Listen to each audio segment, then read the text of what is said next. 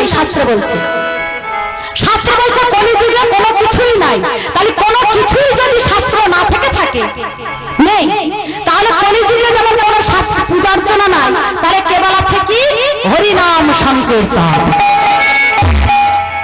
তাহলে এটা তো দাপর যুগ নয়, এটা দাপর যুগ নয়, দাপর যুগে চলে গেছে।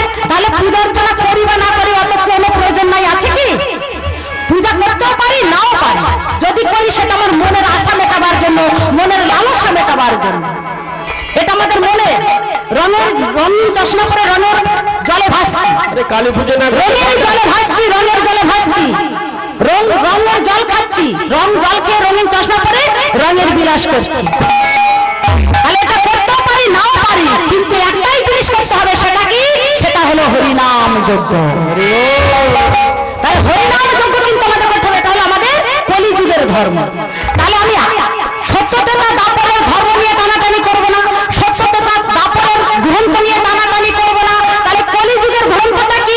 কলিযুগের গ্রন্থ হলো শ্রীমদ্ ভগবদ গীতা। কলিযুগের সব থেকে বড় গ্রন্থ হলো শ্রীমদ্ ভগবদ গীতা। আমার ভগবানের সব থেকে প্রিয় গ্রন্থ হলো শ্রীমদ্ ভগবদ গীতা। আরে বড় বড় কীর্তনিয়ারা 50,000 টাকা পার্টি, 60,000 টাকার পার্টি তোমরা বলো না, তোমরা কীর্তন করে বড় ফাটিয়ে বলো, সমাজকে বলো যে হে সমাজের জীব, তোমরা অন্য গ্রন্থ না পড়ে শুধু শ্রীমদ্ ভাগবতের গীতা অনুসরণ করে চলো, তবেই তো মানব কুলে ধন্য হবে, তবে তো মানব জীবন ধন্য হবে, তবে তো কলি যুগ ধন্য হবে। কেন? আপনাদের মনে মনে হতে পারে তাহলে আমি কেন শ্রীমদ্ ভাগবত গীতা পড়তে বলবো, কেন গীতা অধ্যয়ন করার কথা বলবো, অন্য অন্য গ্রন্থগুলো পড়তে কেন বারণ করছি? কেননা আজকে যান বাবা আদালতে যান, কোর্টে যান, সেখানে কি ছুঁয়ে বলে যাহা বলিব সত্য বলিব, সত্য বলিব মিথ্যা বলিব না। বলুন, আপনারা বিচার করে বলুন, বিচার আপনাদের কাছে। কি ছুঁয়ে বলে? বাইবেল ছুঁয়ে বলে, কোরআন ছুঁয়ে বলে, কি ছুঁয়ে বলে? শ্রীমদ্ ভাগবত গীতা ছুঁয়ে বলে। কেন? তাহলে যে শ্রীমদ্ ভাগবত গীতা আইন আদালত সেখানে চলছে শ্রীমদ্ ভাগবত গীতা, সেই ভাগবত গীতা ছেড়ে দিয়ে অন্য অন্য ধর্মগুলো, অন্য অন্য গ্রন্থগুলো টেনে এনে সমাজকে বিভ্রান্ত করার জন্য প্রয়োজন আছে কি? সেই কীর্তনিয়ারা এত বড় বড় গ্রন্থ পড়ে, এত দামি দামি গ্রন্থ পড়ে, জানে না তারা ভালো করে জানে আমাদের এই সনাতন ধর্ম প্রাচীন কালের ধর্মটা, প্রাচীন কালের ধর্ম সনাতন ধর্ম, অন্য অন্য কোন ধর্ম নয়। তাহলে প্রাচীন কাল থেকে আমার সনাতন ধর্মের জন্ম হয়েছে, আর সেই প্রাচীন কাল থেকে সনাতন ধর্মকে কুলসিত করবার জন্য, কলঙ্কিত করবার জন্য অন্য অন্য ধর্মের মানুষগুলো অনেক গ্রন্থ রচনা করেছিল, অনেক পদ লিখেছিল। রামকৃষ্ণ পরমহংসদেব লিখেছেন যত মত তত পদ। তাহলে যত মত তত পদ যখন লিখেছেন, তাহলে নানা নানা ধর্মের নানা নানা মতবাদ আছে, তাহলে নানা মতবাদ নানা রকম দিয়ে পত্র সাজিয়েছে। তাহলে আমাদের সনাতন ধর্মটাকে কুলসিত করবার জন্য, কলঙ্কিত করবার জন্য, বিভ্রান্ত করবার জন্য, ছোট করবার জন্য নানা রকম ভাবে নানা শাস্ত্র লিখেছিল। আর নানা শাস্ত্র লিখেছিল বলে মহাজনেরা 2 লক্ষ গ্রন্থ বৃন্দাবনে সমাধি করে দিয়েছে। আজও 2 লক্ষ গ্রন্থের সমাধি আছে বৃন্দাবনে বাবা। আর কিছু কিছু গ্রন্থ ছড়িয়ে ছিটিয়ে এদিক ওদিক আছে, সেইগুলো এইসব মালগুলো টেনে টেনে বার করছে আর আমাদের সনাতন ধর্মটাকে কুলসিত করছে। সনাতন ধর্মের ছেলে মেয়েগুলোকে বিভ্রান্ত করছে, ছেলে মেয়ে হিন্দু ধর্মের ছেলে মেয়েগুলোকে কৃষ্ণ বৈমুখী করে দিচ্ছে, হিন্দু ছেলে মেয়েগুলো সনাতন ধর্মের ছেলে মেয়েগুলোকে ধর্মপথে যেতে দেয় না, ধর্মপথ থেকে তাদের পেছনে টেনে আনা হয়। কেন ভাই? কি করেছে সনাতন ধর্ম তোমার? কোথায় বাসটা দিয়েছে একটু শুনি? হ্যাঁ, কত টাকা পাচ্ছে অন্য ধর্ম থেকে যে সনাতন ধর্মকে নিয়ে এত পড়ে আছে উঠে পড়ে? সনাতন ধর্মকে কিভাবে কলঙ্কিত করা যায়, সনাতন ধর্ম মানুষকে কেমন করে বিভ্রান্ত করা যায়, এই নিয়ে তোমার কীর্তন।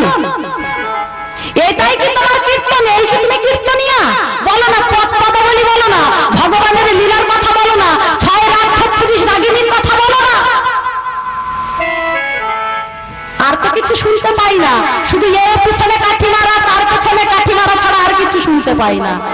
আর এখন কলিযুগের মানুষ তো দুর্মুখ, তার প্রমাণ দিয়েছিল মহাভারতে। মহাভারতে প্রমাণ দেয়নি বাবা?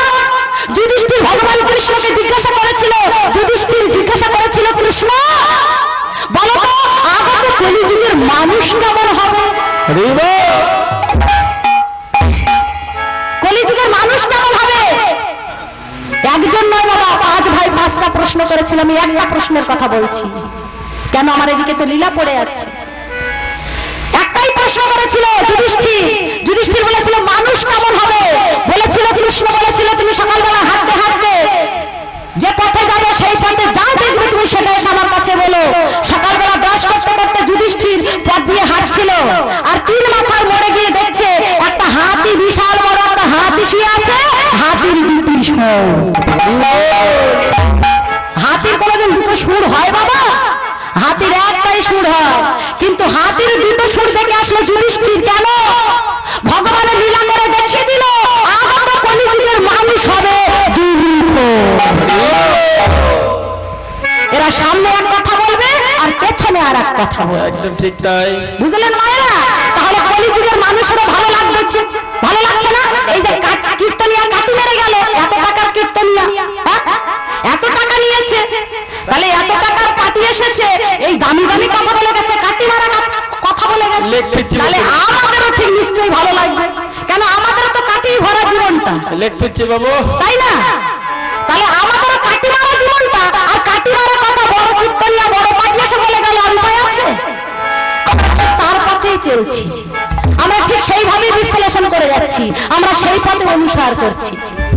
আর একজন বড় কীর্তনিয়া কেঁদে যদি বুক ভাসিয়ে দিয়ে যায়, কেঁদে যদি তার নয়ন জলে যদি বুকটা ভাসিয়ে দেয়, একটু যদি কাদা করে দেয়, তবুও তার চোখের জলের দাম কলিযুগের ভক্তরা দেয় না।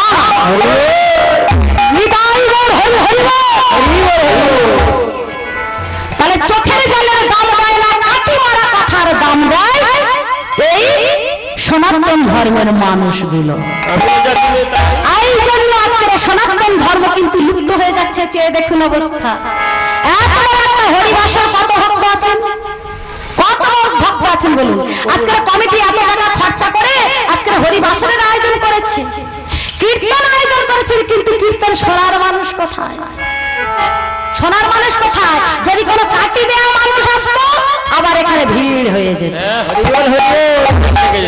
কাটি দেওয়া মানুষ আসলে ভিড় হয়ে যেত, চোখের জলে ভাসাবার মানুষ আসলে কি আর ভিড় হয়? প্যান টানানি কে শুনবে? তাই না? কি করে অন্যকে কাটি দেওয়া যায়, কি করে অন্যকে বাঁশ দেওয়া যায়, সেই কথাগুলো শোনার জন্য লোক ভিড় হয়ে যায়। নিতাই বল হরি হরি বল, হরি হরি বল। রাধে নদিয়া নগরে, নদিয়া নগরে আনন্দ হল রে,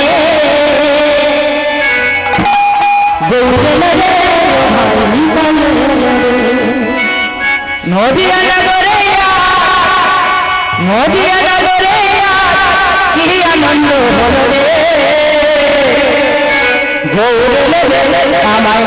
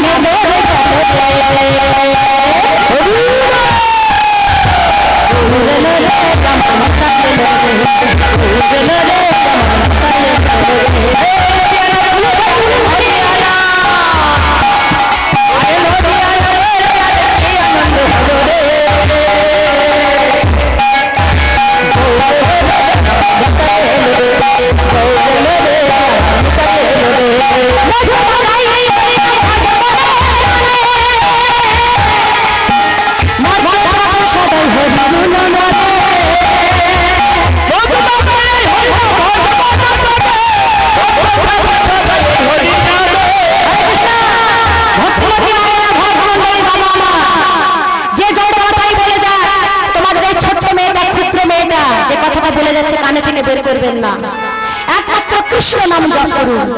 পৃথিবী থেকে যদি পাপ থেকে উদ্ধার পেতে চান, পাপ থেকে যদি মুক্তি পেতে চান, আর এই মানব দেহটাকে ধন্য যদি করতে চান, কোন শাস্ত্রে কি বলেছে কি লিখেছে আমার জানার দরকার নাই, একমাত্র কৃষ্ণ নাম। আর একাদশীর ব্রত, একাদশীর ব্রত করবেন, কৃষ্ণ নাম করবেন, কণ্ঠে মালা নেবেন। কণ্ঠে মালা নিলে কি হয় জানেন বাবা? রস খান। রস খানকে চেনেন? রস খান বৃন্দাবনের বাড়িটা রস খান। এই রস খান ইসলাম ধর্মের মানুষ, ইসলাম ধর্মের মানুষ রস খান। এই রস খান কণ্ঠে 200 পিস মালা গ্রহণ করেছিলেন, 200 পিস মালা কণ্ঠে করেছিলেন। কেন না 200 পিস মালা গলায় করেছিলেন একটাই কারণ, বহু জন্মের পাপ করেছিলেন বলে, বহু জন্মের পাপী বলে যমন কুলে জন্মগ্রহণ করেছিলেন। বহু জন্মের পাপ না থাকলে যমন কুলে জন্মগ্রহণ করে না, তাই বহু জন্মের অপরাধী যারা যমন কুলে জন্ম হয় তার প্রমাণ হল হরিদাস। স্বয়ং হরিদাস আমাদের সনাতন ধর্মের ব্রহ্মা। ব্রহ্মা অনেক পাপ করেছিল, ভগবানকে পরীক্ষা করতে গিয়ে নিজেই ধরা পড়ে গিয়ে যমন কুলে জন্মগ্রহণ করেছিল। এখানেই প্রমাণ, তাহলে অনেক জন্মের অপরাধী হলে সে যমন কুলে জন্মগ্রহণ করে।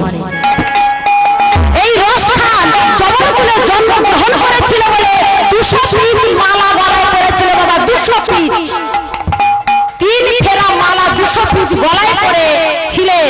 আমাদের সনাতন ধর্মের কোন সাধু তাকে জিজ্ঞাসা করলেন, রস খান তুমি ইসলাম ধর্মের মানুষ হয়ে তোমার নিজের ধর্মকে পরিত্যাগ করে দিয়ে তুমি 200 পিস মালা গলায় কেন পড়েছো?